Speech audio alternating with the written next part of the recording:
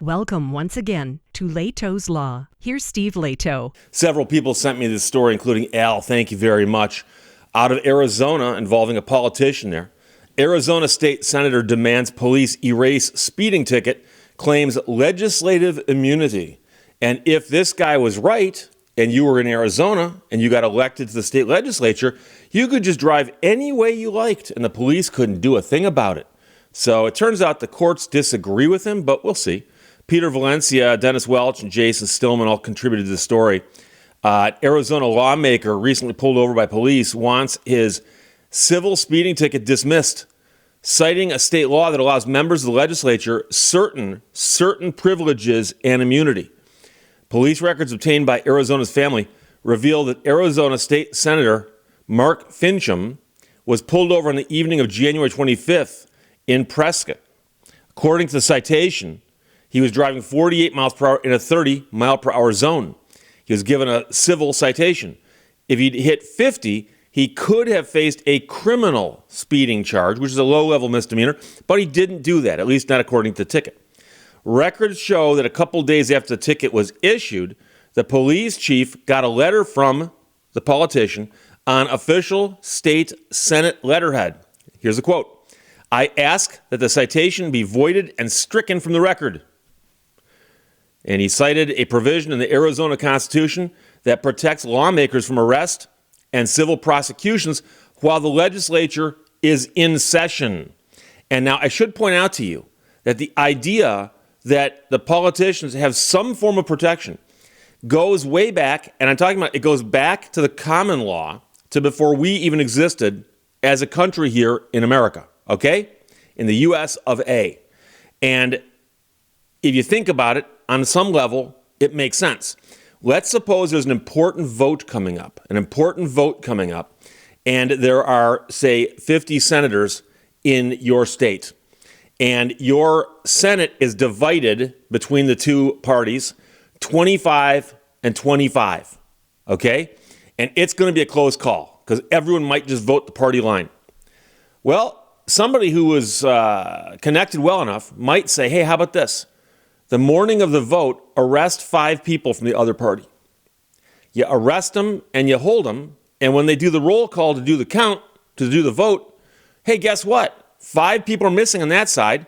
The vote turns out to be 25-20. And then, of course, you let these people out of jail and go, yeah, we'll see you in court. So it makes sense that there are some protections. But the question is, does it extend to you getting a speeding ticket if you're in the legislature? So the senator did not immediately respond to Arizona family's request for comment, but an attorney said he's not arrested. That's very important to understand. The issuance of a citation is not an arrest.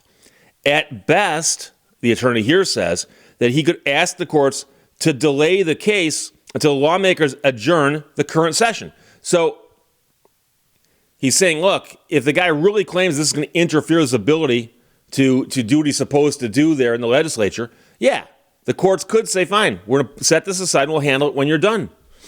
So the attorney here they're talking to said, it's a civil citation. Grow up. Be a man. Either go down and take responsibility and pay the fine and take the 2 points, or if you don't want to do that, do the defensive driving school. Be a real Arizona citizen. In response, the Prescott Police Department filed a motion with the court to dismiss the case without prejudice. Writing in part, the Arizona legislature is, in fact, in session. And if the court finds that legislative immunity extends to civil traffic citations, then the state would ask for the matter to be dismissed without prejudice, which means that it could then be refiled when the legislature is not in session. Okay? And I talked about that before, with prejudice and without prejudice. Generally speaking, if something's dismissed without prejudice, it can be refiled later, and that first filing won't hurt it. With prejudice means it's done, generally speaking. I've done entire videos on that, so I'm not going to go into that now. So it says here, filing without prejudice would allow the city to refile the case after the legislature adjourns its current session. Now, this senator, state senator, was not the first to try this in Arizona. Apparently, it's becoming a thing. Arizona's Family and KOLD TV reported last year that another senator pleaded not guilty to criminal speeding in Tucson, but his case was ultimately dismissed after a judge approved her taking a defensive driving course. In that case, police said the then state senator was driving 71 miles per hour in a 35 miles per hour zone and had lost her bid for re-election in November. But it says in the headline that that was related to the first case. I'm not sure if that's just because it was simply a politician who got a ticket or if she'd asked, I don't know. But there's another one. In 2019, a former Arizona Department of Public Safety director and recent Maricopa County Sheriff candidate was pulled over for driving 90 on I-17 and got off with a warning. Gee, I wonder why. If I was doing 90 and got pulled over there, I wonder if I'd get a warning too. Maybe everyone gets warnings. And back in 2018, a former Arizona rep was pulled over for driving 97 in a 55. Video obtained by a local news blog showed the politician bragging about going faster, which earned him the nickname Leadfoot Lawmaker. So again, don't know if these people all tried the legislative immunity argument or not, but the point is that most people think it's designed to prevent somebody from getting you arrested during session, and likewise that these things would just simply be adjudicated later if it's going to keep you from doing your job. That makes sense, right? It makes sense. And I remember a case out of Michigan, very, very famous case, a couple years ago, where a member of the Michigan State Legislature got pulled over driving back to Lansing, which is where our capital is. And on the way there had done something that drew the attention of, I believe, a state trooper who pulled the person over. And I saw the footage from body cam and I think dash cam also, but I could also hear the, it'd been recorded audio. And I remember the person, the legislature member, was clearly intoxicated. And the trooper was simply doing the trooper's job. And I remember at one point, the politician identifying themselves and saying, look, I'm a member of the legislature. I got to get back to Lansing. I've got important work to do. But didn't say it quite that well because they were intoxicated. And I remember at one point in time, the person implied that they should get some kind of break because they run the government. And state troopers having none of it. Now, I don't know what happened when that one went to court, but I do know that I do believe the person got arrested and was treated like anybody else. And that is a thing. I've always been a firm believer that police officers and other people in law enforcement should treat everyone the same. There's nothing worse than hearing about somebody who was in a position of power who got pulled over and treated very, very differently. And I mean, I can, like right now, I can think of so many examples. I don't know which way to go with them. There was a longtime official, shall we say, in Oakland County, Michigan, who was famous for having trouble driving sober. And there were stories that occasionally he'd been pulled over, but people recognized him. And they'd say, oh, how about this? Let me drive you home so you don't get in trouble. Now, I've handled drunk driving cases for, just people before who weren't famous, who weren't officials in power. And the police never offered to drive them home without a ticket. It's the strangest thing. And what happens then is those stories leak out. And then they hear and they're like, oh, there is a two-tiered justice system here. If you're in a position of power or you're famous, you get this treatment. But if you're just a regular person, you get this treatment. That's not good. That makes people think that things are unfair. And I'll give you another minor example, but this is one that made the news at the time.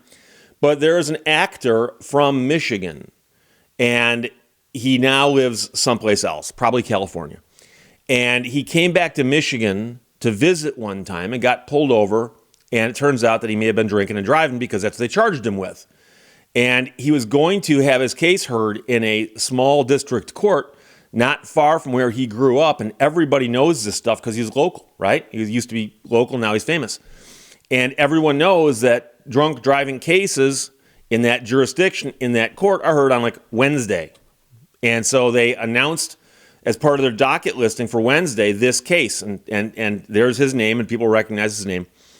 And it made the news that he was actually processed on Tuesday.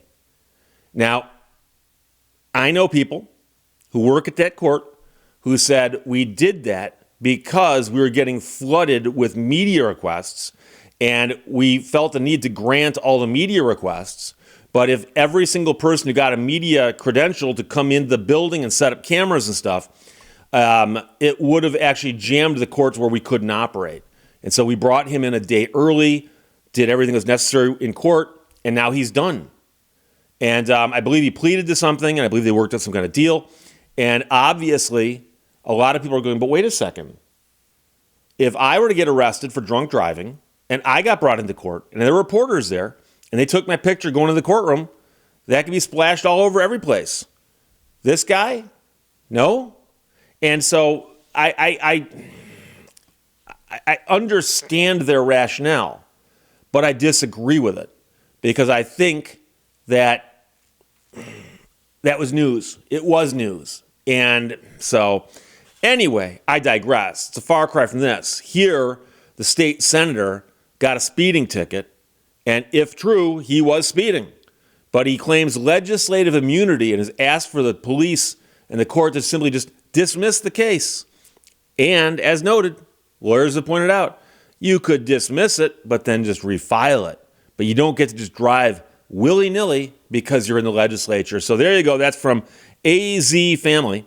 And the story is written by Peter Valencia, Dennis Welch, and Jason Silman. I may have accidentally said Stillman at the top, and I apologize. Al and several other people sent it. Thanks a lot. Questions or comments, put them below. Let's talk to you later. Bye-bye. Thank you for watching Lehto's Law. This is your life, and it's ending 1 minute at a time.